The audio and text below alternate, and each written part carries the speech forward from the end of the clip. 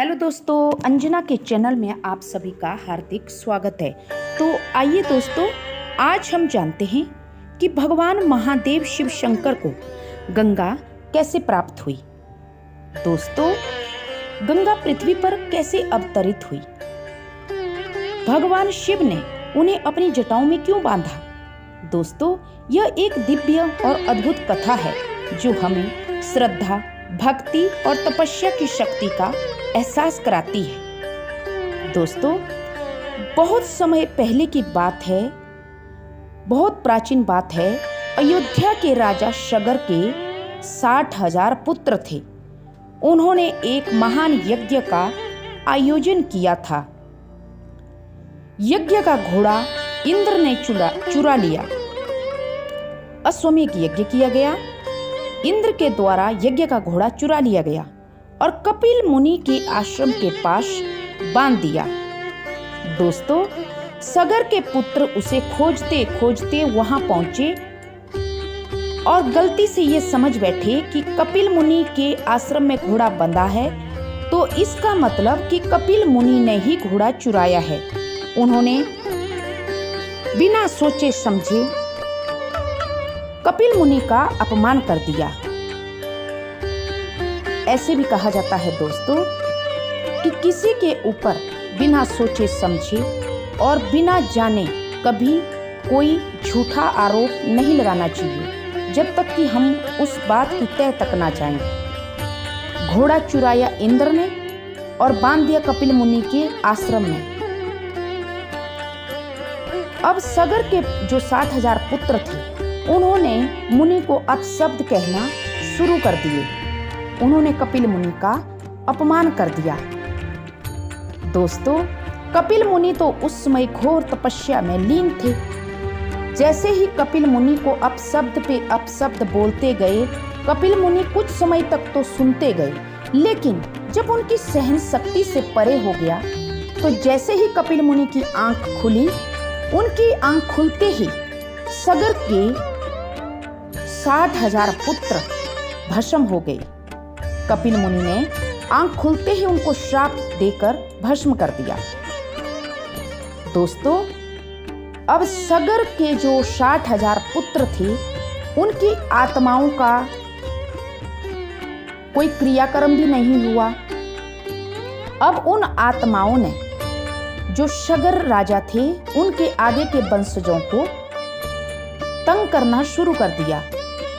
उन आत्माओं को मुक्ति तक नहीं मिल सकती थी जब तक स्वर्ग की गंगा उनके ऊपर से ना बहे। दोस्तों, राजा सगर के वंशजों ने इसे अपना लक्ष्य बनाया। कई पीढ़ियां बीती और अंत में एक बहुत प्रतापी राजा, उनके कुल में भगीरथ नाम के पुत्र ने जन्म लिया और राजा भगीरथ धीरे धीरे बहुत विख्यात हुए। बहुत उन्होंने तपस्या की और वे बहुत ही तेजस्वी, परिश्रमी और बहुत ही दिव्य आत्मा वाले भगीरथ राजा उनके राजा सगर के कुल में पैदा हुए।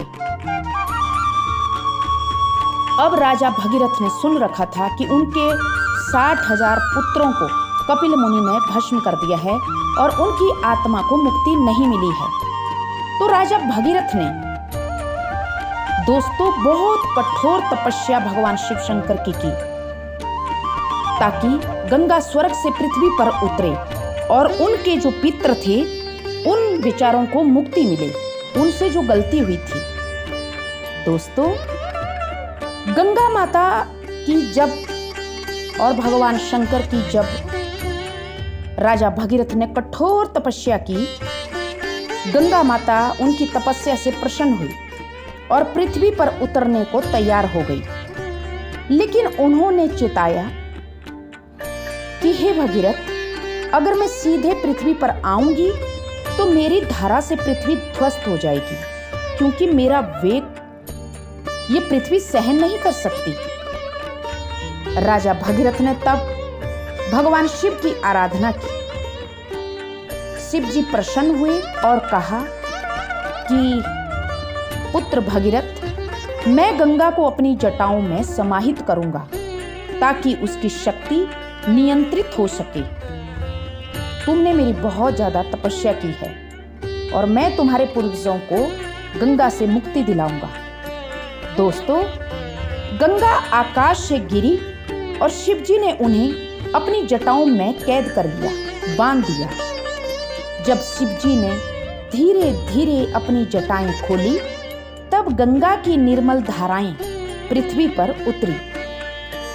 दोस्तों, गंगा राजा भगीरथ के पीछे पीछे चलती हुई उस स्थान पर पहुंची जहां सगर के पुत्र भस्म हुए थे। जैसे ही गंगा माता की धारा सगर के 60,000 जो पुत्र भस्म हुए थे उस स्थान पर पहुंची, तो सभी आत्माओं को मुक्ति मिल गई और उन्होंने राजा भगीरथ को कहा कि हे पुत्र, हम धन्य हुए जो हमारे वंश में आप पुत्र के रूप में उत्पन्न हुए हैं। हम तुम्हारी भक्ति से बहुत प्रसन्न हैं। हम तुम्हें आशीर्वाद देते हैं कि तुम्हारा वंश यूं ही चलता रहे और जब तक ये पृथ्वी है, सूरज है, चंद्रमा है, चांद सितारे हैं, तब तक भगीरथ और गंगा की ये कहानी अमर रहेगी। दोस्तों, इस प्रकार गंगा भगीरथी कहलाने लगी। राजा भगीरथ के प्रयासों से पृथ्वी पर आई। दोस्तों, आज भी गंगा बहुत पवित्र मानी जाती है। उनके जल में स्नान करने से मानवों के पापों का नाश होता है। और दोस्तों, भगवान शिव ने अपने दिव्य स्वरूप और करुणा से इस असंभव कार्य को संभव किया। इसी कारण भगवान महादेव शिव शंकर को गंगाधर कहा जाता है, अर्थात गंगा को धारण करने वाले। दोस्तों, राजा भगीरथ ने अपने पूर्वजों के लिए बहुत ज्यादा प्रयास किया और अपना पूरा जीवन गंगा माता को पृथ्वी पर अवतरित करने के लिए लगा दिया। तो ये थी दोस्तों महाराज भगीरथ, गंगा और भगवान शिव की कहानी कि भगवान महादेव शिव शंकर ने गंगा को अपनी जटाओं में कैसे धारण किया। तो दोस्तों, आशा करती हूँ आप सबको मेरी ये कहानी पसंद आई होगी। तो please subscribe my channel. Thank you.